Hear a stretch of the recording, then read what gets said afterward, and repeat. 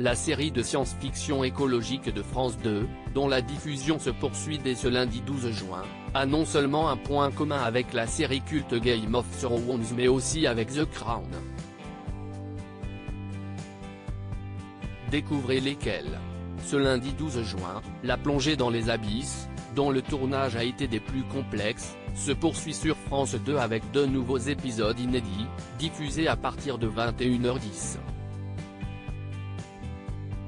Après les attaques de baleines, le liquide empoisonné projeté d'un homard et autres phénomènes anormalement naturels, les téléspectateurs vont être témoins, entre autres, d'une invasion de méduses et d'un inquiétant défilé de crabes.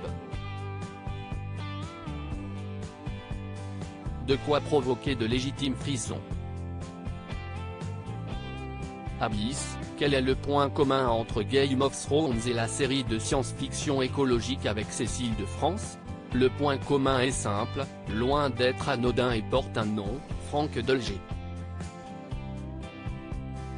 Producteur de la série de fantasy culte Game of Thrones, pour laquelle il fut récompensé par 4 Emmy Awards, ce dernier est aussi à l'origine d'Abyss.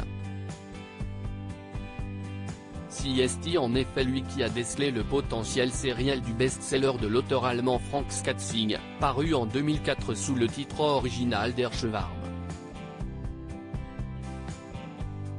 Producteur et showrunner d'Abyss, autrement dit, son scénariste en chef, Dolger est pleinement aux manettes de cette coproduction internationale, réunissant les efforts de l'Allemagne, l'Autriche, la France, l'Italie, le Japon, la Suède et la Suisse. Abyss, découvrez son point commun avec The Crown. Game of Thrones n'est pas la seule série culte à avoir un point commun avec Abyss. The Crown, dont les premières photos de la saison 6 ont été récemment dévoilées, partage en effet aussi un lien avec la série de science-fiction. Et là encore, c'est via le biais d'une personne, en l'occurrence l'actrice allemande Léonie Benech. Dans la série historique de Netflix, elle incarnait la princesse Cécile de Grèce, apparaissant dans 2 épisodes de la saison 2 et 1 de la saison 3. Dans Abyss, elle incarne la chercheuse Charlie Wagner, stationnée dans les îles Shetland, en Écosse.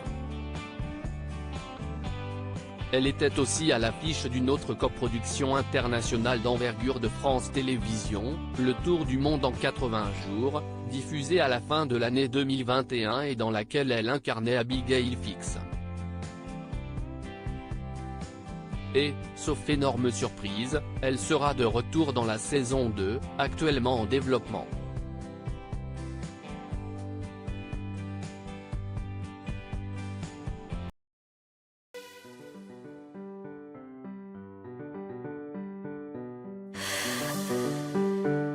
The